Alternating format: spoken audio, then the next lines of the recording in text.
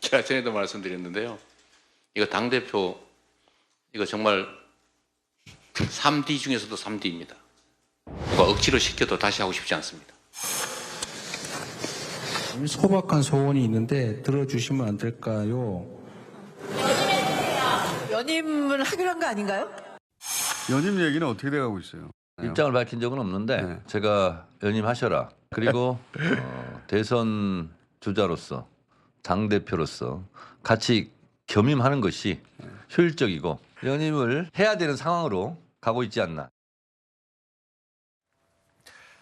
자, 민주당 관련 이야기로 정치권 소식 문을 열어보겠습니다. 민주당이 최근에 당헌과 당규를 개정하는 것을 추진하고 있었는데 이를 두고 이재명 대표의 연임과 차기 대선을 염두에 둔 것 아니냐 이런 말들이 정치권 곳곳에서 나오던 상황이었습니다. 자, 이재명 대표가 최근에 이 선수별로 각각 의원들을 만나고 있는데요. 이 자리에서도 가장 화두는 당연히 당헌 개정 이야기였던 것으로 알려지고 있습니다.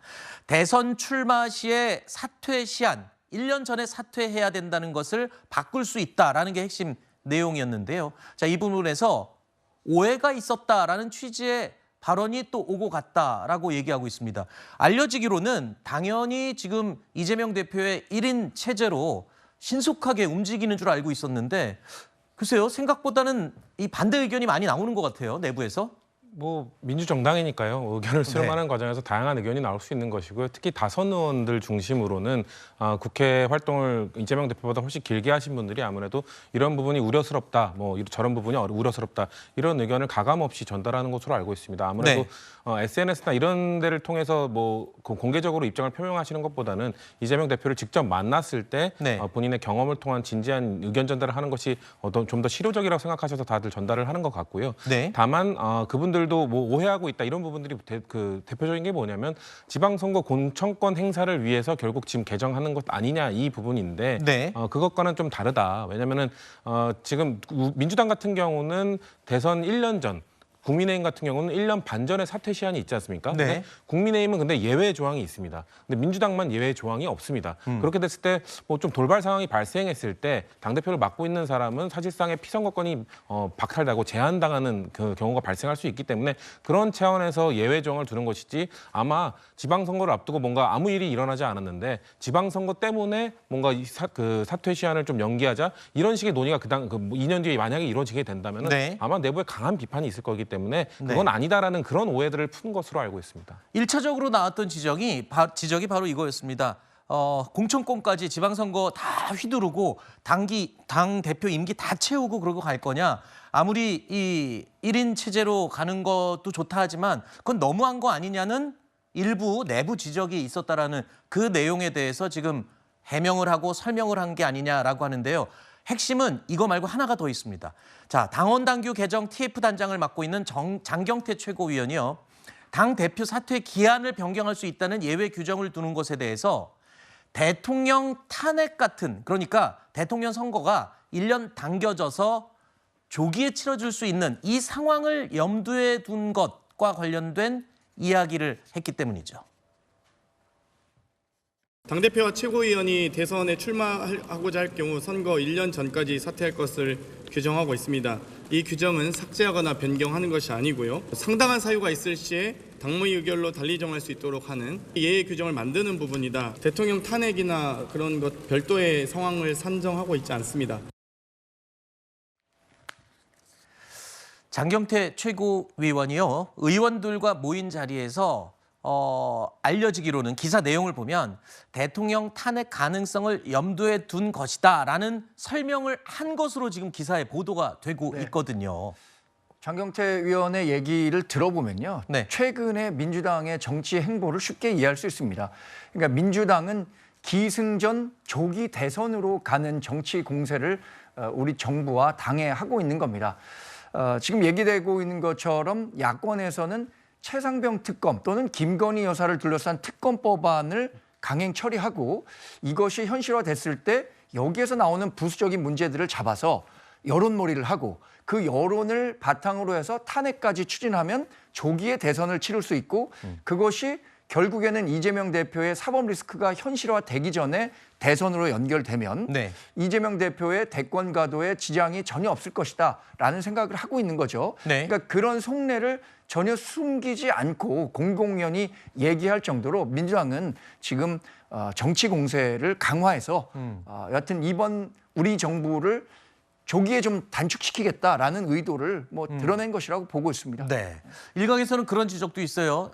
당권을 쥐고 공천권까지 휘두른다는 데 대해서 비판이 나오자 그러면 이 대통령 선거 조기 실시에 대한 것으로 갈아탄 게 아니냐 그러면 뭐 이런 설명도 하는데 사실은 그 두 가지가 별개가 아니죠. 이 모두가 다 이 예측에 포함됐던 내용이기도 한데요. 장경태 최고위원이 말씀하셨지만 여러 가지 상당한 이유가 있을 경우에 당무위 의결을 통해서 예외 규정을 두겠다는 겁니다. 1년 전 사퇴 규정을 없애는 것도 아니고요. 여러 가지 상당한 이유 중에 방금 말씀하신 그런 급변하는 사태가 발생할 수도 있겠죠. 그것을 지금 당장 상정을 하고 이러한 당원 당규를 개정하겠다는 것은 아니라고 볼 수가 있겠고요. 혹시라도 그런 일이 발생한다고 한다면 이러한 당무위 의결을 통한 예외 규정이 없다고 한다면 이재명 대표라든가 당권 대선에 출마하고자 하는 분들 입장에서는 어떻게 보면 큰 타격을 입을 수도 있겠죠. 민주당 입장에서는 어떻게 보면 합리적인 결정이라고 보여지기도 하고요. 당원 당규 개정에는 이 규정뿐만 아니라 권리 당원들의 권한을 강화하는 규정도 분명히 있습니다. 이 네. 부분과 함께 봐야 되지 않을까 싶습니다. 네.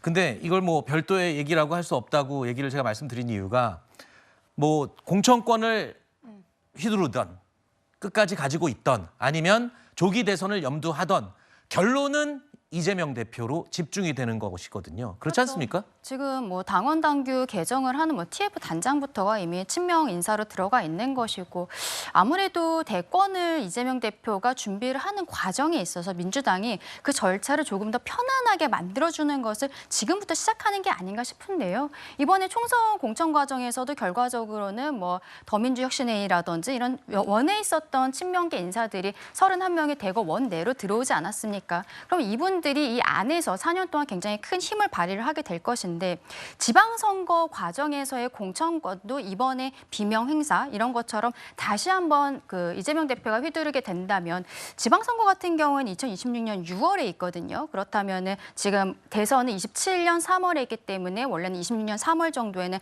사퇴를 해야 되는데 막판에 공천권까지 행사했을 때는 본인이 대선 가도로 갔을 때 특히 만약에 이 지금 대선 전에 이재명 대표의 어떠한 사법 리스크들이 좀 1심에서라도 일부 유죄라도 판단이 나왔을 때 분명히 흔들리는 부분들이 있을 것이란 말이죠. 그런데 지난번에도 총선까지의 과정에 있어서 이재명 대표가 계속적으로 당권을 내려놔야 된다는 이야기에 전혀 반응을 하지 않고 끝까지 가지 않았습니까? 그런 모습 다시 한번 보여준다면 지방선거 때도 다시 한번 줄서기가 있을 수 있고 그렇다면 그 이후에 어떠한 대선 후보를 민주당 내에서 경선을 할 때 큰 도움이 될 것이다. 이런 판단들을 하고 있는 것으로 보입니다. 이런 내부 얘기가 나오는 것에 대해서 아까 민주적인 정당이어서 그렇다라고 설명을 해주셨는데 그게요. 예. 초기부터 그랬던 게 아니거든요. 그래서 들리는 얘기로는 일부 의원들이 이런 의견을 말하고 싶었으나 분위기상 괜히 말했다가 예?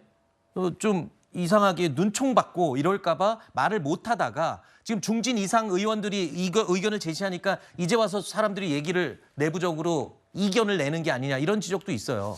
그래서 제가 아까 애둘러서 표현을 했었는데 그래서 민주정당이라고. SNS에 올리기에는 네. 그렇죠. 좀 예. 실효가 없을 것 같아서 왜냐하면 뭐 강성당들의 공격을 받을 수도 있는 것이고요. 그렇죠. 그렇기 때문에 직접 말하는 것이 의견 전달 루트는 뭐 다양하게 있지 않습니까? 그중에 선택을 한 것이고 다만 이 말씀을 드리고 싶은 게 아까 뭐 공천권을 휘두른다는 표현을 쓰셨는데 죄송합니다. 정정하겠습니다. 예, 공천을 관리한다는 네. 표현으로 쓰면 좋을 것 같고 사실 그렇지 않습니까? 지금 민주당의 상황을 봤을 때 굳이 이재명 대표가 나서지 않아도 이재명 대표 찐명 중에 한 명을 난 이 사람을 지지한다고 해도 그 사람이 당대표가 될 확률은 매우 높습니다. 네. 압도적으로 될 가능성도 매우 높습니다. 네. 사실 그 사람에게 공천권을 관리하는 걸 맡기는 게 사실 위험 부담도 덜고 욕도 덜 먹고 좋은 방법이죠. 그렇기 때문에 이번 당원 당규 개정은 지방선거 공천권에 방점이 있다기보다는 아무래도 급변하는 사태에 대비할 수 있는 예외 조항을 만드는 것에 있다라고 보는 게 저는 합당하다고 봅니다. 알겠습니다. 아까 제가 얼른 공천권 휘두른다 표현했다가 쥐고 있다로 제가 정정을 했습니다. 다시 한번 제가 그 얘기 정정하도록 하겠습니다.